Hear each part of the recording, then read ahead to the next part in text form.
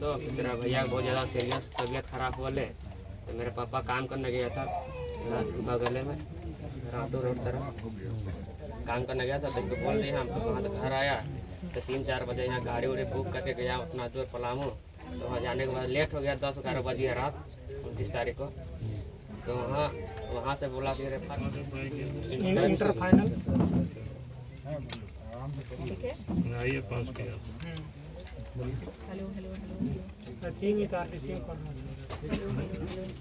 नहीं गया था पलामू। अच्छा, दौड़ सब निकाला था, जैसे करने बैठा वैसे ही बेहोश हो गया। तो बेहोश होने के बाद वहाँ ऐसे ही जमीन में लिटा दिया गया था।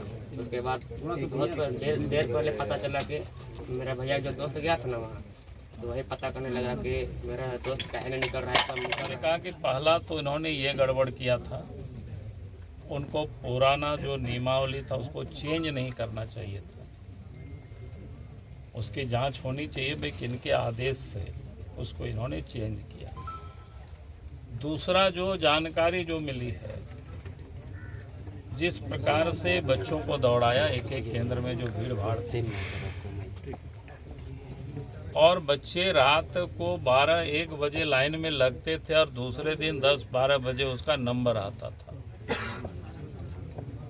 तो कोई भी व्यक्ति अगर रात भर सोएंगे नहीं और सवेरे उनको काम में लगा देंगे 12 घंटे के बाद, और वो भी खड़े रहेंगे, जगे रहेंगे, तो स्वाभाविक रूप से उनका बीपी भी हाई हो जाता है और शरीर में बिल्कुल मजबूत आदमी भी अनईजी हो जाते हैं।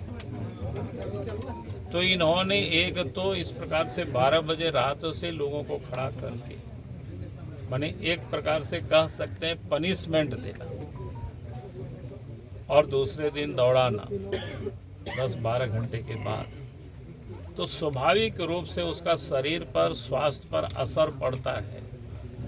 और वो भी 1 घंटा में 10 किलोमीटर चक्कर लगाना, ये भी बिल्कुल समझ से परे था। एक्साइज पुलिस, जबकि मेरी जानकारी में देश के जो सैनिक होते हैं उन लोगों को भी 1 घंटा में 10 किलोमीटर नहीं दौड़ाया जाता है। यहाँ तो उत्पाद विभाग के, एक्साइज विभाग की सिपाही की बहाली थी, कहाँ इसको इतना दौड़ाते।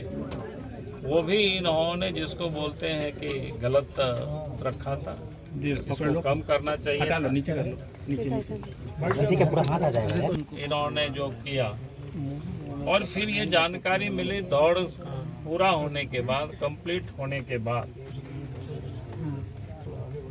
ये जो अजय कुमार थे, उसके बाद पूरा करने के बाद आए तो बेहोश हो गए। फिर घर के लोगों को खबर किया गया है, उनके पिताजी यहाँ से गए तो उधर से भी लोग ले करके आ रहे थे।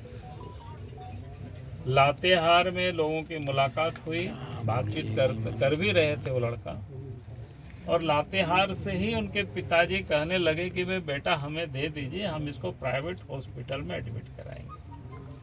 लेकिन पहले तो जो ला रहे थे वो लोग देने के लिए तैयार नहीं है, तो हम वहाँ तक तो हम मान सकते थे, क्योंकि हो सके गाड़ी के ड्राइवर था, ड्राइवर किसी और को देने के लिए सक्षम नहीं होता है। कल होकर के कुछ भी होता तो वो भी उनके लिए समस्या होती है।